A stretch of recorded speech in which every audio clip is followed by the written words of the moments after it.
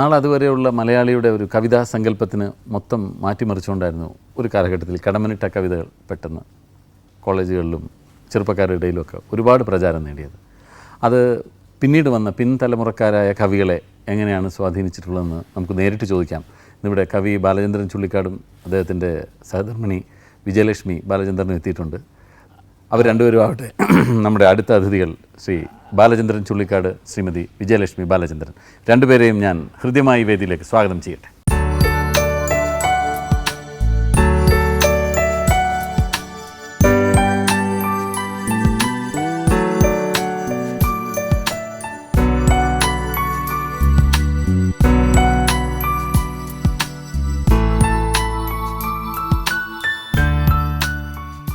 പേര് കേട്ടാൽ കവി ബാലചന്ദ്രൻ ചുള്ളിക്കാട് എന്ന് പറഞ്ഞാൽ എല്ലാവർക്കും അറിയാം, എല്ലാവരും. പക്ഷെ നേരിട്ട് കാണുമ്പോൾ ആളുകൾ ഇതാണോ കവി ബാലചന്ദ്രൻ, ഇത് നടനല്ലേ ഇപ്പൊ ബാലചന്ദ്രൻ കൂടുതൽ പോപ്പുലർ കവികളൊക്കെ നടന്മാരാണെന്ന് ഇപ്പൊ മനസ്സിലായില്ലേ? ഇപ്പൊ മനസ്സിലായി. പെട്ടെന്നുണ്ടായ ഒരു വിപ്ലവമായിരുന്നല്ലോ അല്ലേ കവിതകളുണ്ട്. കടമനിട്ട കവിതകൾ എന്ന് പറയുന്നത് ഒരു ക്യാമ്പസുകളിലേക്ക് കടന്നു വരുന്ന ആ ഒരു കാലഘട്ടം. അതെ, ഞങ്ങളൊക്കെ പഠിക്കുന്ന സമയത്ത് ശരിക്കും പറഞ്ഞാൽ ഈ ആധുനിക കവിത എന്ന് പറയുന്നത് സർവകലാശാലകളിൽ ബുദ്ധിജീവികളുടെ മാത്രം ഒരു ചർച്ചാ വിഷയവും അവരുടെ മാത്രം ഒരു കാര്യമായിരുന്ന കാലത്താണ് കടമ്മനിട്ട രാമകൃഷ്ണൻ അദ്ദേഹത്തിൻ്റെ കവിത ഇങ്ങനെ തൊഴിലാളികൾക്കും സാമാന്യ വിദ്യാഭ്യാസം മാത്രമുള്ളവർക്കും എന്തിനും എഴുതാനും വായിക്കാനും അറിയാൻ പാടില്ലാത്തവർക്കും പോലും ആസ്വദിക്കാവുന്ന തരത്തിലുള്ള ഭാഷയും മലയാള ശൈലിയും മലയാള ജീവിതവും കേരള സംസ്കാരവും ഒക്കെ നിറഞ്ഞ ഒരു ആധുനിക കവിത ഉണ്ടാകുന്നത്. പിന്നെ മറ്റൊന്ന് കടമ്മനിട്ട രാമകൃഷ്ണനാണ് ഈ കവിത ചൊല്ലുന്ന, നമ്മുടെ കവിതയുടെ ചൊല്ലുന്ന പാരമ്പര്യം തന്നെ റിവൈവ് ചെയ്ത് പുനരുദ്ധരിക്കുകയും അതിനെ ജനങ്ങളുടെ ഒരു ആഘോഷമായിട്ട് മാറ്റി. ഇങ്ങനെ ഇപ്പോൾ കോളേജിലായാലും ഞാൻ കടമ്മനിട്ട രാമകൃഷ്ണൻ്റെ കൂടെ കേരളം മുഴുവൻ കുറേ വർഷങ്ങൾ ഇങ്ങനെ തെരുവിലും ഇന്ന് എനിക്ക് ഓർമ്മയുണ്ട്, മഞ്ചേരി ടൗണിൽ ആദ്യമായിട്ട് നമ്മൾ കവിത ചൊല്ലുമ്പോൾ കടമ്മനിട്ട രാമകൃഷ്ണൻ കവിത ചൊല്ലുന്നു, അദ്ദേഹത്തിൻ്റെ ഇടയ്ക്ക് ഗ്യാപ്പിൽ ഞാനും. അപ്പോൾ ഇങ്ങനെ ട്രാഫിക് ബ്ലോക്ക് ഉണ്ടായി റോഡിൽ, തെരുവിൽ കവിത ചൊല്ലുമ്പോൾ. അങ്ങനെ തെരുവിലും കോളേജ് ക്യാമ്പസുകളിലും മാത്രമല്ല റോട്ടറി ക്ലബ്ബ് മുതൽ തെരുവുകളിൽ വരെ ചന്തസ്ഥലത്ത് വരെ കടമ്മനിട്ട രാമകൃഷ്ണൻ കവിത ചൊല്ലിയിട്ടുണ്ട്, കൂടെ ഞാനും. ബാലനും വിജയലക്ഷ്മിയും ഞാൻ ഇങ്ങോട്ട് വിളിക്കാമെന്ന് പറഞ്ഞപ്പോൾ തന്നെ രാമകൃഷ്ണൻ സാർ നിങ്ങളുടെ കല്യാണത്തെക്കുറിച്ച് എന്തോ രസകരമായൊരു സംഭവം ഉണ്ടെന്ന് പറഞ്ഞു. അതെന്താണെന്നൊന്ന് കേൾക്കാം. ഇവർ രണ്ടുപേരും ഇയാളെ കുറച്ച് ആദ്യകാലം പ്രീ ഡിഗ്രി കഴിഞ്ഞ ഉഴപ്പി. ഞാൻ ചീത്ത വിളിച്ച് പറഞ്ഞു ഓടിച്ച്, പഠിക്കാൻ എടുക്കാനാണ്, അതെനിക്കറിയാം. അപ്പോൾ അതൊരു എല്ലാവർക്കും ഭയങ്കര ഒരു അത്ഭുതമൊക്കെ ആയി. ഇത് കഴിഞ്ഞപ്പോൾ ഇയാളപ്പോഴത്തേക്ക് അറിയപ്പെടുന്ന കവിയായിട്ട് മാറി. അപ്പോൾ അവിടെ യൂത്ത് ഫെസ്റ്റിവൽ നടക്കുകയാണ്, എറണാകുളത്ത് വെച്ചാണ് യൂത്ത് ഫെസ്റ്റിവൽ നടക്കുക. അപ്പോൾ കവിതാ മത്സരമൊക്കെ ഉണ്ട്. ജഡ്ജിയാണ് വിജയലക്ഷ്മി. അത് സെന്റ് തെരേസാസിൽ പഠിക്കുക, BSc-ക്ക്. ഞാനും പോയി മത്സരിക്കാൻ. വിജയലക്ഷ്മി മത്സരിച്ചു. അപ്പൊ ഞങ്ങൾ വലിയ കൂട്ടുകാരാ, ഇങ്ങനെ നടക്കുന്ന അവിടെ. അപ്പൊ ഇയാളെന്ന് പഠിച്ചു, അത് ചുമ്മാ കുസൃതിക്ക് പേര് കൊടുത്തു. സമ്മാനം വന്നപ്പോൾ വിജയലക്ഷ്മിക്ക് ഇയാൾക്ക് ഭയങ്കര വിഷമായത് എനിക്ക് അല്ല. അപ്പോൾ വിജയലക്ഷ്മിക്ക് കഥയ്ക്കും കവിതയ്ക്കും ഫസ്റ്റ് കിട്ടിയപ്പോൾ 10 പോയിന്റ് നേരെ പോയി. അങ്ങനെ ഞങ്ങൾക്ക് സെക്കൻഡായി പോയി, UC കോളേജിന് സെക്കൻഡായി പോയി. അന്ന് തമ്മിൽ പരിചയമുണ്ട്? ഇല്ല, എനിക്ക് അത് പരിചയപ്പെടുത്തിയ പറഞ്ഞു. അപ്പൊ ഇയാൾ അപ്പോഴേ മനസ്സിലായി ഇവളെ ഞാൻ എന്നിട്ട് ഇവിടെ അടുത്ത് ഇവര് ഒത്തിരി ആംഗ്ലയും പെങ്ങളായിട്ട് കളിച്ചു. എന്റെ ഭാര്യ അടുത്ത് ഞാനതിന് കൂട്ടു നിന്നു. അവിടെ പോയി താമസിച്ചു. U ജയചന്ദ്രനായിരുന്നു കഥ നോക്കിയത്, കഥയുടെ ജഡ്ജ്. അങ്ങനെ സമ്മാനം എന്റെ ജീവിതത്തിൽ വളരെ നിർണായകമായ ഒന്നായി സമ്മാനമായി മാറി. അതായത് കവിത എഴുത്തിലായാലും ജീവിതത്തിലായാലും നല്ലൊരു സമ്മാനമാണ്. ഒരു ഇമോഷണൽ സപ്പോർട്ട് എന്ന് പറയുന്നത്, മോറൽ സപ്പോർട്ടൊക്കെ. അപ്പോൾ അത് പലപ്പോഴും ഒരു അച്ഛൻ്റെ സ്ഥാനമല്ല, അമ്മയുടെ സ്ഥാനമായിരുന്നു അദ്ദേഹത്തിന്. അത്ര വലിയ സ്നേഹം. ഞങ്ങളോട് വലിയ ഉത്തരവാദിത്വ ബോധം. അന്ന് പ്രായം കൂടുതലുണ്ട്, പിന്നെ അതുമാത്രമല്ല ജീവിതത്തിൽ വലിയ ഉത്തരവാദിത്വങ്ങൾ സഹോദരങ്ങളുടെ കാര്യത്തിലായാലും കുടുംബത്തിൻ്റെ കാര്യത്തിലായാലും എല്ലാം വലിയ ഉത്തരവാദിത്വങ്ങൾ എടുത്ത് പിന്നെ അടിസ്ഥാനപരമായിട്ട് കുട്ടിക്കാലം മുതലേ അദ്ദേഹം രാഷ്ട്രീയ പ്രവർത്തകനാണ്, തൊഴിലാളി യൂണിയൻ പ്രവർത്തകനാണ്. അങ്ങനെ ജീവിതത്തെക്കുറിച്ച് മറ്റ് സാഹിത്യകാരന്മാർക്ക് അറിയാത്ത ഒരുപാട് കാര്യങ്ങൾ അദ്ദേഹത്തിന് അറിയാം. പിന്നെ സമൂഹമായിട്ടും കുടുംബമായിട്ടും ഒക്കെയുള്ള നല്ല ആരോഗ്യകരമായ ഒരു ബന്ധം സാർ പറയായിരുന്നു. എപ്പോഴും എവിടെയെങ്കിലുമൊക്കെ പോയാൽ പോലും ഇവരിലൊരു ശ്രദ്ധ എപ്പോഴും ഉണ്ടാകുമായിരുന്നാണ് പറയുന്നത്, കുടുംബത്തോടായാലും തൻ്റെ ബാധ്യതകളോടൊക്കെ.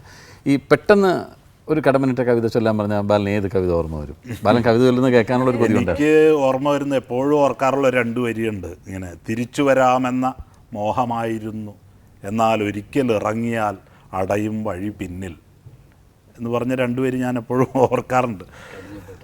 അതെ, കടിഞ്ഞുൾ പൊട്ടൻ, അങ്ങനെ ഒരുപാട് കവിതകൾ. ഞാൻ പലപ്പോഴും കടമ്മനിട്ട രാമകൃഷ്ണൻ വരാത്ത വേദികളിൽ അദ്ദേഹത്തിൻ്റെ ഡ്യൂപ്പായിരുന്നു. അദ്ദേഹത്തിൻ്റെ കവിതകൾ അദ്ദേഹത്തിന് പകരം ചൊല്ലുക എൻ്റെ ഉത്തരവാദിത്വമായിരുന്നു. അപ്പം ഞാൻ ഇത്രയും എഴുതിയത് വളരെ കുറച്ചേ ഉള്ളൂ. 100 കവിത തികച്ച് എഴുതിയിട്ടില്ല, 35 കൊല്ലത്തോളം എഴുതിയിട്ട്.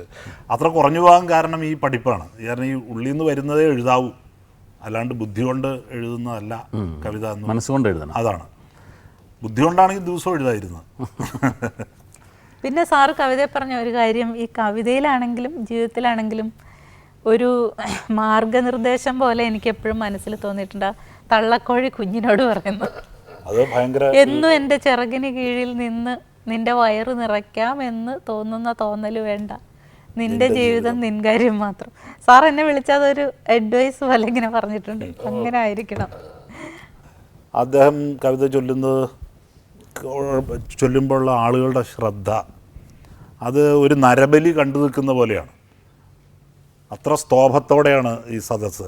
കാരണം മറ്റ് ആളുകൾ ചൊല്ലുമ്പോൾ അവർ കവിത ചൊല്ലുന്നു എന്നേ ഉള്ളൂ. ഇദ്ദേഹം അദ്ദേഹത്തിൻ്റെ ശരീരം, മനസ്സ് മുതൽ അദ്ദേഹത്തിൻ്റെ സർവ പരമാണുക്കളും അതിലാണ് ശ്രദ്ധ കേന്ദ്രീകരിച്ചിരിക്കുന്നതെന്നും ഒരു ഭയങ്കര സത്യം ഇങ്ങനെ കൺമുന്നിൽ അവതരിച്ചാലത്തെ പോലെ ആണ്, ഭയസംഭ്രമങ്ങളോടെയാണ് ആളുകൾ അത് ശ്രദ്ധിച്ചിരുന്നത്. അദ്ദേഹം മദ്യപിച്ച് അവസ്ഥയിൽ കവിത ചൊല്ലി ഞങ്ങൾ ഒരുമിച്ച് ഇത് ചെയ്തിട്ടുണ്ട്. അപ്പോൾ പോലും കവിത ചൊല്ലുമ്പോൾ മദ്യമൊക്കെ പറന്നു പോകും. അത് അപ്പോൾ പോലും കവിത ചൊല്ലുമ്പോൾ ഒരു പിഴവും ഉണ്ടാവില്ല, ഈ ഏകാഗ്രതയ്ക്ക് ഒരു കുറവും ഉണ്ടാവില്ല. പിന്നെ അദ്ദേഹം, എനിക്ക് ഏറ്റവും വലിയ ബഹുമാനം തോന്നിയ ഒരു കാര്യം ഇദ്ദേഹത്തോട്, മറ്റതിനൊക്കെ ഒരു കവിക്ക് കവിത എഴുതാനുള്ള കഴിവ് തീർച്ചയായിട്ടും വേണം. അതിലും വലിയൊരു കഴിവ് വേണം ഈ എഴുതാനുള്ള പ്രചോദനം ഇല്ലാതെ വരുമ്പോൾ എഴുതാതിരിക്കാൻ. അംഗീകാരവും ആദരവും എല്ലാം കിട്ടിക്കഴിഞ്ഞ് എഴുതാതിരിക്കാനാണ് പിന്നെ വലിയ പാട്. അദ്ദേഹത്തിന് എഴുതാൻ മാത്രമല്ല, എഴുതാതിരിക്കാൻ കഴിയുന്ന അപൂർവം കഴിവുകളിൽ ഒരാളാണ് അദ്ദേഹം. അതാണ് നേരത്തെ പറഞ്ഞു, മനസ്സുകൊണ്ട് എഴുതണം അല്ലേ, നമ്മുടെ മനസ്സിൽ നിന്ന് വന്നെങ്കിൽ മാത്രമേ എഴുതാവൂ. അദ്ദേഹത്തെ ഇന്ന് എല്ലാവരും ആദരിക്കുന്നത് അദ്ദേഹം എഴുതാതിരിക്കുന്നത് കൊണ്ടുകൂടിയാണ്. അല്ലെങ്കിൽ ഓണത്തിനും വിഷുവിനും ഒക്കെ ഇങ്ങനെ. എന്നാൽ വളരെ കാലത്തെ ഒരു ഇടവേളയ്ക്ക് ശേഷം സാർ ക്യാ എന്ന ആ കവിത എഴുതി, അത് ചൊല്ലി കേൾക്കാനും എനിക്ക് ഭാഗ്യമുണ്ടായി. അത് അതേ ഇഫക്റ്റ് ആയിരുന്നു, ആ മുമ്പ് ചൊല്ലിയ അതേ ശക്തിയോട് കൂടി തന്നെ സാർ അത് സത്യസന്ധത എന്ന് പറഞ്ഞാൽ എഴുതിയത്. അത് കഥയിൽ എം സുകുമാരൻ, അതുപോലെ കടമ്മനിട്ട രാമകൃഷ്ണനൊക്കെ ആ പ്രചോദനം അതേ അളവിൽ വരുന്നില്ല എങ്കിൽ എഴുതുന്നില്ല, അത്രേ ഉള്ളൂ. നമ്മൾ ഇത്രയും കവിത കടമ്മനിട്ട സാർ ചൊല്ലി കേട്ടു, യാത്രാമൊഴി ഒന്ന് ചൊല്ലി കേൾക്കാം ഞങ്ങൾക്ക് പറയാൻ ചൊല്ലുന്നതായിട്ട്. പുലരുവാനേഴരരാവേയുള്ളൂ, പൂങ്കോഴി കൂവിക്കഴിഞ്ഞേയുള്ളൂ, കണ്ണീരിൽ മുങ്ങിക്കുളി കഴിഞ്ഞ് വെണ്ണീറുകൊണ്ടു കുറി വരച്ച് ദുരിതം കൊണ്ടൊരു നിറപറ നിറച്ച് കൂളക്കുടുക്കയെറിഞ്ഞുടച്ച് താളത്തിൽ 3 വലത്തു വെച്ച് ഇലവാട്ടി ദുഃഖം പൊതിഞ്ഞു കെട്ടി മാറാപ്പിൽ സ്വപ്നം നിറച്ചു കെട്ടി 7 കമ്പുള്ള കുടയെടുത്തേ 7 കമ്പുള്ള വടിയെടുത്തേ ഇടങ്കാലു വെച്ച് പടി കടന്നേ ഇടനെഞ്ചു പൊട്ടിത്തിരിഞ്ഞു നിന്നേ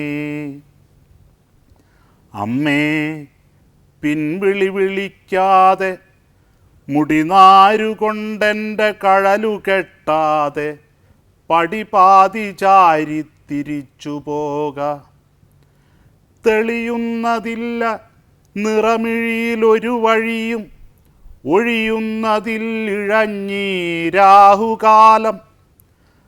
പാപശാപങ്ങൾ കടുമഞ്ഞൾ കളം വരച്ചാടി ഇരുളാണ്ടൊരൻ കർമ്മപഥങ്ങളിൽ താലം പൊലിക്ക മൃതിനാദങ്ങളെ തിരികൾ നീളത്തെളിക്ക ശിവഭൂതങ്ങളെ കാൺക എൻ്റെ തളർന്ന വലങ്കൈയിലെ ക്ലാവുമൊന്തയിൽ കണ്ണുനീരിറ്റുപോൽ ജീവിതവും എന്തിനതിലലിയുമൊരു നക്ഷത്രരശ്മിതൻ പുഞ്ചിരിപ്പാടും കഴിഞ്ഞു പണ്ട് ഏതോ തുലാവരുഷരാവിൻ്റെ മച്ചറയിൽ ഏകാന്തമാത്രയിൽ ഒരാഗ്നേയ നിർവൃതി നുണഞ്ഞതിനു ശിക്ഷയായി പെങ്ങളെ അന്നു നീ ഉള്ളിൽ മുളകൊള്ളും തുടിപ്പും ഞരമ്പുകളിലും നിദ്രമാളുന്ന നോവുമായി